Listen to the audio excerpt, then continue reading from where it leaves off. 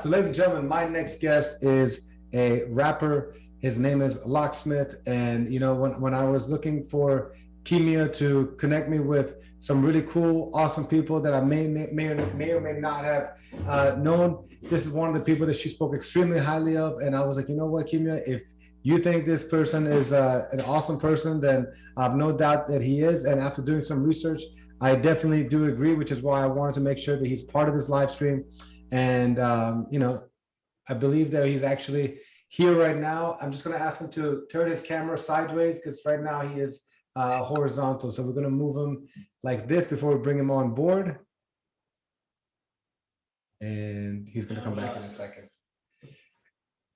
Yeah, so we're going to wait until he comes back in before I start talking again. While he's doing that, actually, ladies and gentlemen, these are the awesome shirts that people keep on buying, and we really appreciate it. Just somebody else bought it right now. The Celebration of Nowruz shirts coming in different colors, sizes, styles. The back has an awesome message that I've been reading like over and over and over.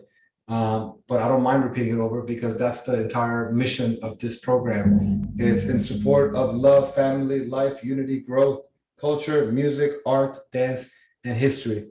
And if you're interested in this cool shirt as a memento for this entire live stream, all you got to do is click the link in the YouTube that you're in right now, and it's there. We also have a GoFundMe if you want to support our team so that we can continue doing cool programs for you guys. I really appreciate you all doing that. And it looks like in just a few seconds, we're going to be joined once again by Locksmith. And if he's good to go, let's bring him on to the screen, please, in 3, 2, 1. Locksmith, do we have you on, my friend? Yeah, can you hear me? Yes, sir. What's going on? Norouz Piruz, my friend. Nice to virtually meet you. Mubarak, nice to meet you. Thank you, man. I really appreciate you making time. I know we got connected on very short notice through our mutual friend, Kimia. She spoke extremely high of you, and I was like, man, let me do a little bit of research, and I did a little bit of research, and I loved it, and congratulations on the new music video. That was a very cool music video that you guys created. What's actually the name of it? I actually watched it earlier today, but I forgot the name. I'm not sure exactly which music video. The one where it's like a little baby that you're picking up. Oh yeah, it's called Fantasy World featuring Fantasy World. Yeah, that was great. I definitely enjoyed that one, man. So Locksmith, for people who may or may not be familiar with you, why don't you go ahead and tell us a little bit about your background with being half Iranian? Yeah, so I'm from here, from California, from the Bay Area, born and raised. But my father is from Tehran, and my mother is African American, and they had me, So here I am. I was, like I said, I was born and raised here in the Bay Area. I went to college at UC Berkeley. I started doing music, and I'm just completely engulfed in the hip hop scene here in the United States and California, all over internationally. But yeah, I mean, that's the very short summary. But my father, is Iranian. My family obviously is Iranian and African American. So it's it's a few of us out there, but not too many. Yeah, one of my best friends, Tehran, is exactly that same combination. Have you yes, gotten connected with him? Yeah. I'm very familiar with Tehran. Yeah. A little bit too familiar, right? He's all up in your face, So no, I just love him. So my man, what influenced you to start rapping in the first place, if you don't mind me asking? Yeah, I mean, just my genuine love for hip hop, growing up, seeing hip hop, watching music videos and listening to music as a kid growing up. And then I have an older sister who was from my mother's previous marriage. She's older and she was doing music. She actually was able to tour overseas and do a lot of shows, and was really so I saw that all firsthand, growing up as a kid, and I didn't realize it at the time, but eventually it contributed to me wanting to do music and pursuing, and being inspired by that. And so yeah, that was my first. That must have been pretty cool. Sorry to cut you off. That must have been a really cool experience for your sister to have her little brother kind of like follow, her path and stuff. That must be a great bond you guys have as siblings. Absolutely. I mean, well, actually, it probably wasn't that great for her because I was annoying. I would be a little kid, bothering her. But I did, but I did watch her, writing raps and going into the studio and paying for recording time and understanding, having like an inside glimpse on what all that was like. And I didn't realize, but I was learning the game. I was learning, kind of like my first introduction to the industry. So that was a very, you can't replace those moments. As time goes on, you learn that they seep into your subconscious. So then you fast forward to 10 years later, 15 years later, now I'm full-fledged in the music business, in the music industry. And I'm very grateful for that information and for that firsthand knowledge that I got to witness. Yeah, she showed you the ropes, from the very beginning. Absolutely. I noticed in some of your Instagrams that you have like in your videos that you have some Farsi translation. I was wondering what made you want to add that.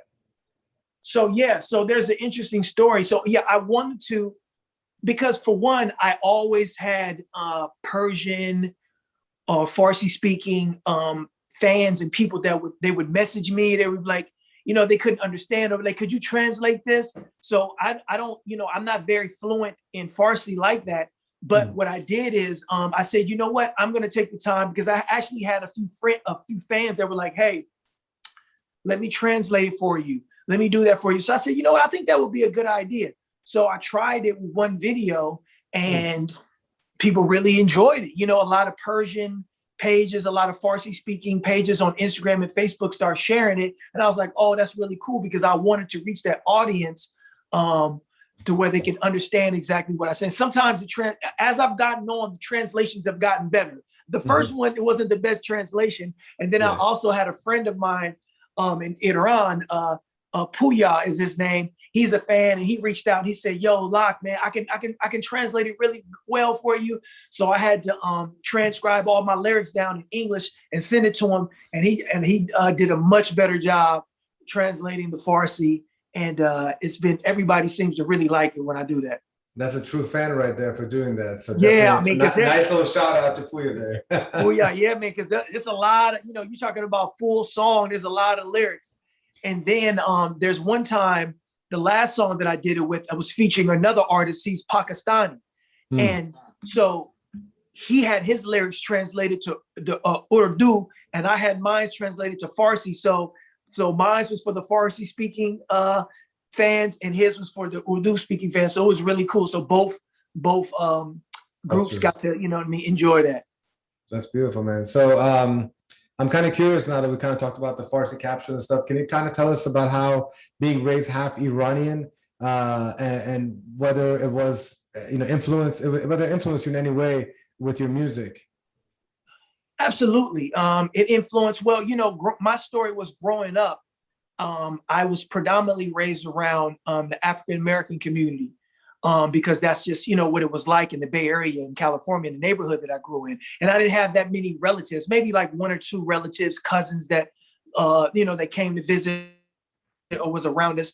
But then as I got a little bit older in college, it kind of got reversed. My grandmother came from Iran, my uncles, so people came to stay and live with us. So the house kind of got flipped around a bit, and it was mostly Iranians there. So I got the culture inside of our household changed, the dynamic changed drastically, but it was great because I got to just spend time with my grandmother, spend time with my family members. And also when I was in school at UC Berkeley, a few of my main classes were Near Eastern Studies. So I got to study Iranian, Persian history. And so, that obviously enlightened me about a lot of things, not only from just a social level, but from a historical level about Iranian history and Iranian culture. So you take all that, it's going to seep and it's going to spread throughout my music. I mean, it's not something I consciously be like, oh, I want to rap about something Iranian. It's just who I am. It's a part of who I am. So it's going to come out in everything that I do. Have you ever, I'm assuming you don't speak fluent Farsi, you just kind of know a few words here and there, right? Yeah, just a little bit. Well, because my grandmother, she didn't speak any English, so I had to start picking up words and she would teach me words, Have you ever considered like trying to at least read off a Farsi thing and just try to rap something in Farsi, even for fun, or you don't even go down that route? What? that's a goal. That's a goal. Right now, I'm not nearly fluent enough to do that because, as you know, hip hop is it's a very complex art form as far as poetry. So it would be like starting all over again. But you know, inshallah, God willing, one day I'll be able to do that. You know.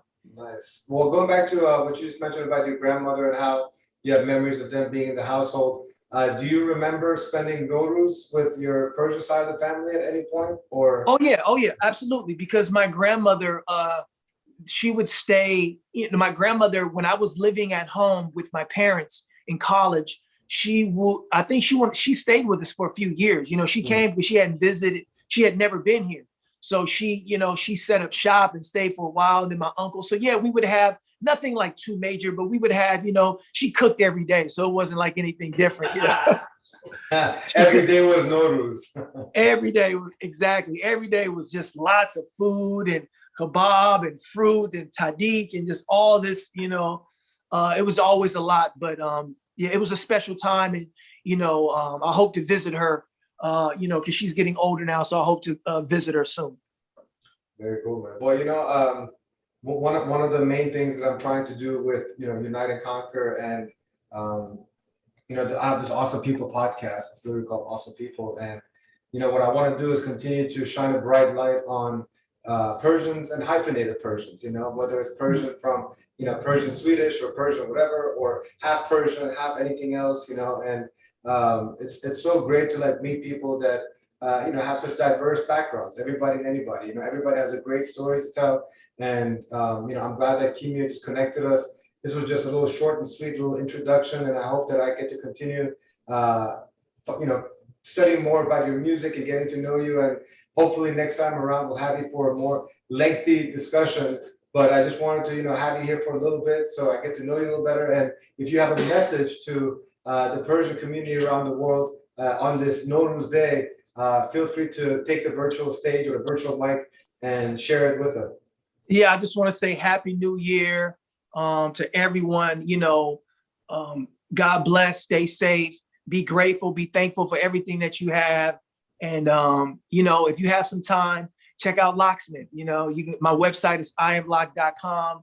And, you know, I love you guys and I appreciate the love. And yeah, you know, Happy New Year.